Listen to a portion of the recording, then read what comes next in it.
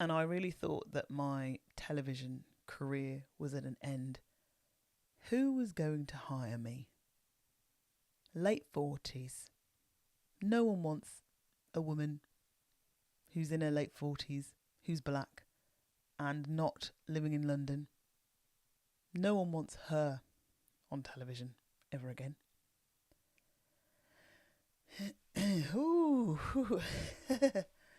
That's how I felt. I felt very demoralised. I felt very low. I ended up overeating and drinking too much alcohol, and I put on the best part of, I think in one video I said 2 stone, but if I remember where I was, it was at least 2.5 stone in weight. And anybody watching knows that, you know, when you put on weight through emotional distress, you don't feel good about yourself. And you really think you've not got anything to offer. And a friend of mine,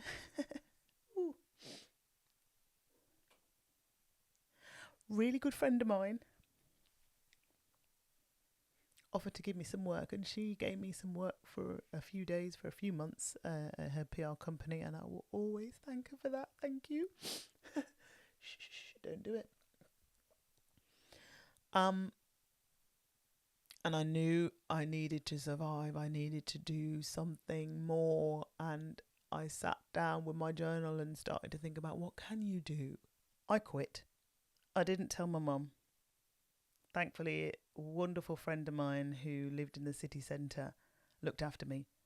For about a whole 2 weeks, I got dressed in my suit with my briefcase, took my mobile phone, took the car, and drove to my friend's in town instead of the office 20 miles away.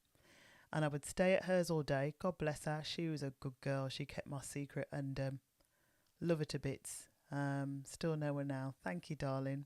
I learned that the one thing I was not going to do in life was to sit anywhere in a job where I was miserable and unhappy, and I knew that I had to find a new path. In previous videos on my new channel, I've spoken about changing careers 5-6 times. Let's just give the facts, because I thought, why don't I go through now the career changes I've had and why I've shifted, what I was motivated by, and what I've learned as a result. So I'm going to try and keep it to a process. I've just got some notes scribbled here as well, so I'm going to look down at the notes. All right. Yeah. Is my microphone okay? Yes, it is. Hello, Bab. I'm Marvarine. Welcome back to my channel. And if you just found me and it's the first time you've seen one of my videos, welcome, welcome, welcome. It's great to have you here. I'm a television journalist in the UK. I work sometimes as a news anchor. I'm also an expert in beer, a beer sommelier. But my life has been very, very up and down. And I didn't get to journalism until I was in my 30s. And even after journalism, I retrained to be a college, a university lecturer, and ran a department and taught hundreds of students how to become journalists in the world. I've done a lot. I've been through a lot. And my whole working life has been very haphazard. So I thought, let me just tell you a little bit about what I've done, where I've been. I have made mistakes. Okay. I'm sitting here saying I'm a television news anchor and a television presenter. My life is not perfect. I have experienced extreme debt where I've not been able to sleep. I've gotten up in the middle of the night and I'm going, what will become of us? Because we cannot afford to pay the bills, to pay the mortgage. I have been there. So my life's not perfect. Everything's been quite higgledy-piggledy, but learning from my mistakes has been the biggest revelation and has created the biggest change for me. So straight out of university, I did a business degree at De Montfort Uni in Leicester. Oh, got an itchy ear. Jumped into a call centre job. It just paid a few quid. Kept body and soul together. I got it through an agency, so that was fine. And I took that job. I was there for about 18 months. Partied, drank, went out on the pool. way too much. But my eye was always on the prize if I wanted to get into marketing and advertising. The business studies degree kind of equipped me for that. It taught us about human resources, computer studies and marketing, and I think that was about it. I wanted to go into advertising. I wanted to be a trainee advertising executive. And about 18 months after working at the call centre, I got my dream job, a trainee ad executive. About, was it 10, 20 miles away from home? It meant I had to drive along the motorway. It was horrendous. I wasn't very good driving along the motorway. I was a very scared driver. It was depressing. The money wasn't very good. The people weren't very nice. I felt unwanted. I felt useless. People treated me as if I couldn't do a fat lot. I struggled along for a bit. I did the best I could, actually. I didn't mentally drop out of that job. I did the best I could. I worked as hard as I could, and I sat in client meetings and took the instructions of coming up with the weekly ad campaigns, the newspaper ads for some house builders. I did everything. I know I did the best that I could. Others might look at me and go, she was rubbish. I quit. I didn't tell my mum. Thankfully, a wonderful friend of mine who lived in the city centre looked after me. For about a whole 2 weeks, I got dressed in my suit with my briefcase, took my mobile phone, took the car and drove to my friends in town instead of the office 20 miles away. And I would stay at hers all day. God bless her. She was a good girl. She kept my secret, and love her to bits. Still know her now. Thank you, darling. Kept my confidence. I did that for 2 whole weeks without telling my mother because I was so scared. That was my first lesson in be careful what you wish for. I've subsequently had another job where I manifested that other job, and that didn't turn out so well. But I learned that the one thing I was not going to do in life was to sit anywhere in a job where I was miserable and unhappy, and I knew that I had to find a new path. It took me a very long time to find a new path after being a trainee ad exec and failing. The skills that I'd got, I realised that I had transferable skills, that I could type. I knew how to use a word processor. I know these are old terms, but let's remember I was born in the 70s, and it was in the late 80s that word processors were a thing, and we were able to type up our 15,000 word dissertations in the computer room and have them printed out and hand them in as a book. It was insane. It was a technological change, the likes of which we have never seen. But I was good at typing. So I registered with a job agency, a few job agencies actually, and said, oh, well, I could be a secretary. I can type, right? I could be an audio typist. And I got some audio typing contracts, bits of work here and there, a day here, a day there, a week here, a week there, to cover for women who were on holiday. Mainly women doing that job. That's not me being sexist. And the more work I did and the more I chatted to the agency about my next job, and I managed to buy myself on tick, because at the same time in the background I was stupidly building up credit card debts. But I bought a very posh suit from Richards. It was burgundy skirt suit. It was gorgeous. I bought myself a few suits and I thought, let me level up. Let me see if I can earn a bit more money, increase on my hourly rate as a secretary, if I could be touted as a personal assistant, an executive assistant working to chief executives and managing directors. And I managed to land contracts like that. I worked for one of the big banks. I managed to become PA to the head of HR in a big college in the city centre. I ended up getting a contract and eventually a staff job at BBC Pebble Mill, which used to be a centre with lots of television studios. Big programmes used to be filmed there. There was a big show called Pebble Mill at 1. Little aside, full circle moment. Alan Titchmarsh used to host live from Pebble Mill at 1, a live lunchtime show. I've recently been working with Alan Titchmarsh on his Sunday morning show, where I have been popping up as a beer expert doing beer tastings with him and his celeb guests. How cool is that? Anyway, back to it. My debts were building up, and even though I was working at the BBC and it was fabulous and I was working in the media, and remember when I was younger I loved working in the radio station as a volunteer. I had dreams of working in the media but really had no clue how I was ever going to achieve it. I thought I'd kind of made it, becoming a secretary to the head of independent productions, I think it was. Had great fun there, met lots of good friends, had a laugh. Wasn't really broadcasting, which was kind of my dream. I wanted to be on the radio, wanted to be on TV somehow. I had no clue how, but I was a secretary. Debts are building up, not earning enough money, so I applied for a job outside of the BBC, which is bravery, because lots of people, when they get into the BBC and they get a staff job, they stay because there's a pension and there's security and a regular job. Cozy. It was like a 10-minute drive from my house. There was so many good things about it, but I wasn't earning enough money to cover my credit card debts. I managed to get a job.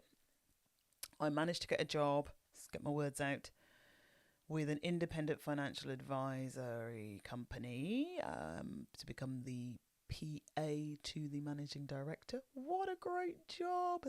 That's coming on 25 years ago now. Sorry, I just have to... I started working for them in 2000. Oh, anyway. You just think about the years. The years come back to you, don't they? And you go, wow, okay. I started working as a PA to the managing director of this firm. It was great fun. Managed to build up myself some funds, and I knew it was time to move out of home. Got myself a little rental flat, a social housing flat. So the rental was below the market rates, private rates, so I could afford to live on my own. But no sooner I moved into that social housing flat in the June. The very next month, I was made redundant from my job as PA to the MD. Here I am now, on welfare, on benefits. Not the best place to be. Been there before, going out to the job centre after I'd scraped together some funds to get the bus down the road to the job centre. Whew, tough times. The debts had reached unmanageable levels as well. Yeah. It was rough. Trying to think where I went from there. So I got made redundant. Whilst I was at the IFA firm, I had an inkling that financial services might be the direction I would like to go in. So I did study for my level 1 financial planning certificate, and I passed it. But in all honesty, I really didn't want to become an IFA, an independent financial advisor. And when I got made redundant from there, any hope or dream or ambition, however misdirected, vanished into thin air. I went back to agencies to try and get some more jobs, because obviously I needed rent. I needed to pay the rent before I got kicked out of my social housing flat.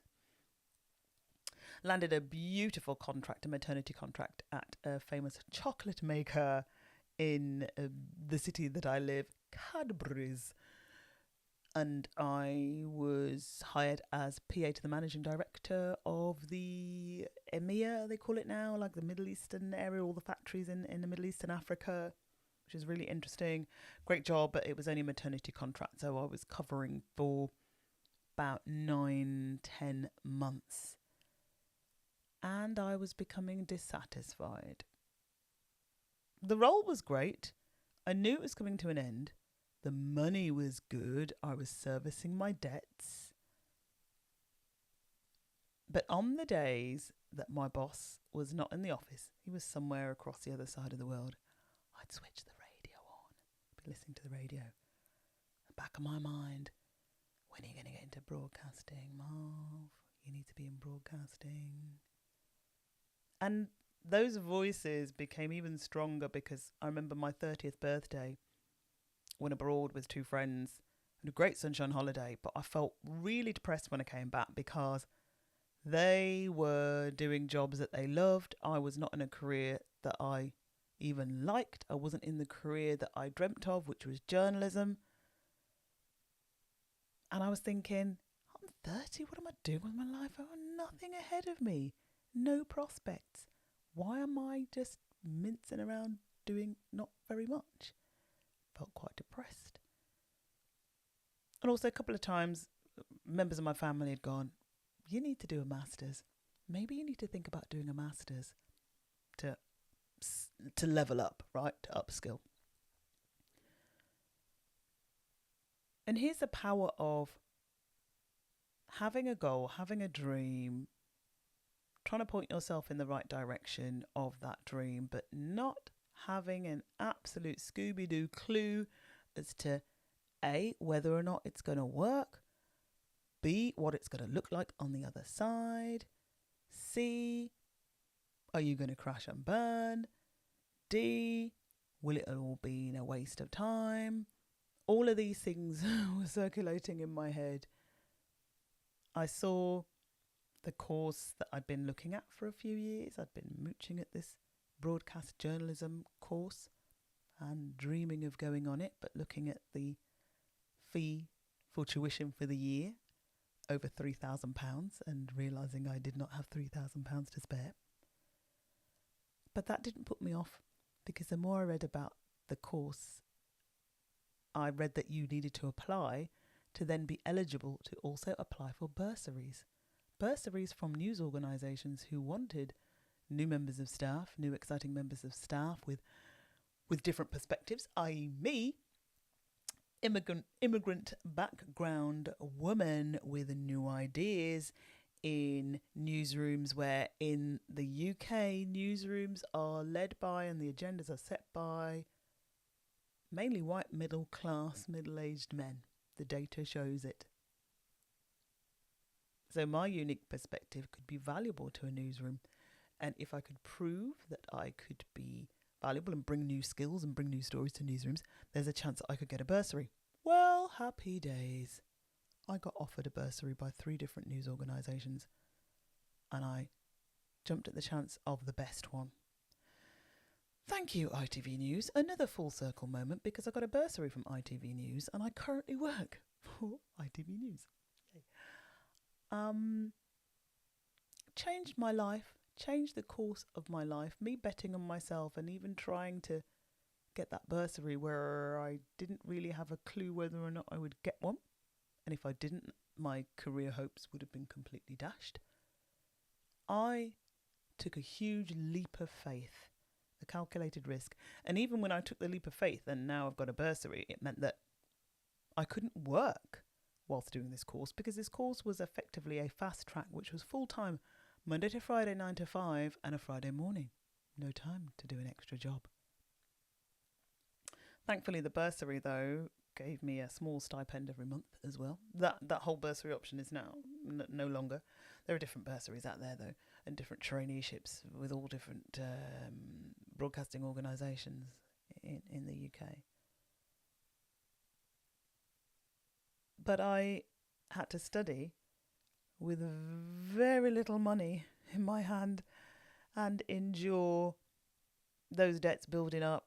I mean, I had to approach everyone who I had debts with and ask for a special dispensation and to pay just the interest and to pay, £1 a month or whatever, £10 a month, without going through all the paperwork, which is probably in the loft. I couldn't tell you those exactly, but I had to negotiate terms to make sure that then I wasn't taken to court. And then when I qualified, again, be careful what you wish for. I went for a traineeship for 6 months with the local television newsroom, and it was kind of hellish.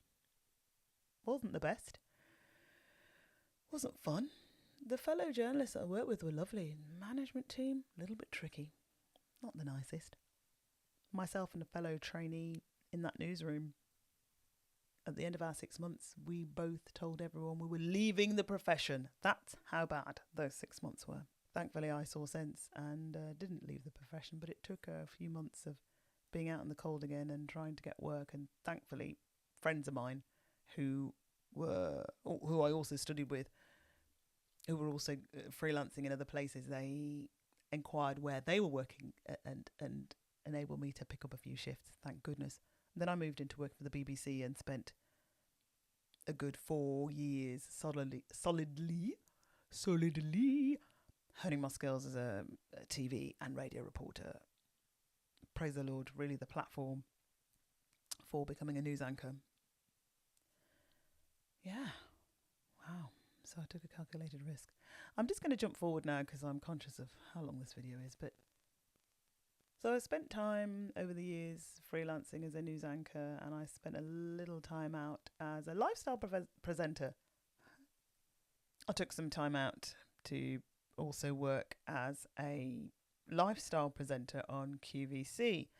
So QVC, the shopping channel, is alive and well in America, and it is also in the UK. I think it's just celebrated its 30th year on air. I think so. Yeah, and so when that contract ended, I came home to Birmingham. I mean, I never left the city, but I'd stopped working in London every week. And I really thought that my television career was at an end. Who was going to hire me? Late 40s. No one wants a woman who's in her late 40s, who's black and not living in London. No one wants her on television ever again.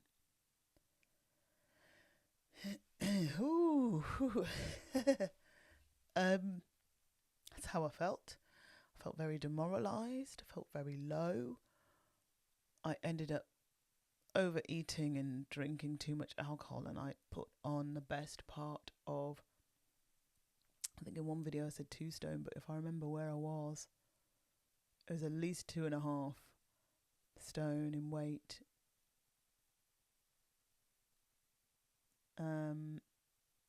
And anybody watching knows that, you know, when you put on weight through emotional distress, you don't feel good about yourself. And you really think you've not got anything to offer. And a friend of mine,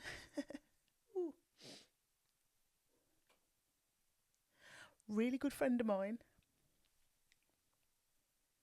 offered to give me some work, and she gave me some work for a few days, for a few months at her PR company, and I will always thank her for that. Thank you. Shh, don't do it. And I knew I needed to survive. I needed to do something more, and I sat down with my journal and started to think about, what can you do? What skills have you got? You've got skills of a journalist. You can type. You know how to find a story and to bring a story to life on TV and radio. You've done it for years. And I approached my former lecturer and asked, do you need anybody to teach anything? And I hadn't even talked before. I'd mentored aspiring journalists and TV presenters, but I'd never taught in a classroom. And that inquiry spiraled into me retraining to become a qualified university lecturer, college lecturer, and running a department and teaching hundreds of young journalists how to go out into the world and report on stories with integrity and honesty and truth. What a glorious time it was, but it was also very, very difficult, and we worked very hard through COVID, and it burnt me out, and I needed to step away from it. And at the same time, you know, when I think back to that thought I had in 2016, when no one would want a woman in her 40s, a black woman from Birmingham, on television, I think back to that, and I was asked to join uh, as a TV news reader on a show in London, and that blew my mind. And those two things overlapped. I was doing some shifts in the summer and also had the summer break or the summer wind down, if there is such a thing, in academia, and they overlapped. And again, I decided to bet on myself and take a chance, and I walked away from my academic job, not just because of burnout, but also because of the fact that when I'd gone all in academia, I had ambitions of doing a PhD and advancing more in my teaching career, but it just was not possible. So I felt that maybe I should go back to what was always in my heart, that itch that I always needed to scratch. And why ignore a request from a team that said they wanted me to work for them? And so this is where I am. And then my latest career change, and it's not a change as such, I suppose it's an enhancement. It's a progression. It feels organic. Is me sitting here as a content creator, a digital creator, and also transformative coach, and offering my mentoring. And it feels exciting. It's challenging. I've never worked so hard in my life, all the hours God sends at the laptop, but it's so thrilling. And so, like I said in the beginning, betting on yourself, following your dream or your goal, whichever way it goes, and even if you have no idea how you're going to get there, embracing change, overcoming obstacles that might be put in your way, believing in yourself, embracing the learning and the growing and the development. They are all things that have happened to me in life, and that I believe that if you listen to those signals and do the same, of course with caveats, because it is all about what else is happening in your life, the dependence you may have, the financial situation you are in, where you live. I fully appreciate all of those will have a bearing on what you do and how you do it. But if you can listen to those signals and act, you might find that you also can move into a place of abundance, joy, and happiness. Thanks for watching, and take a look at some of my other videos as well, and I'll see you soon.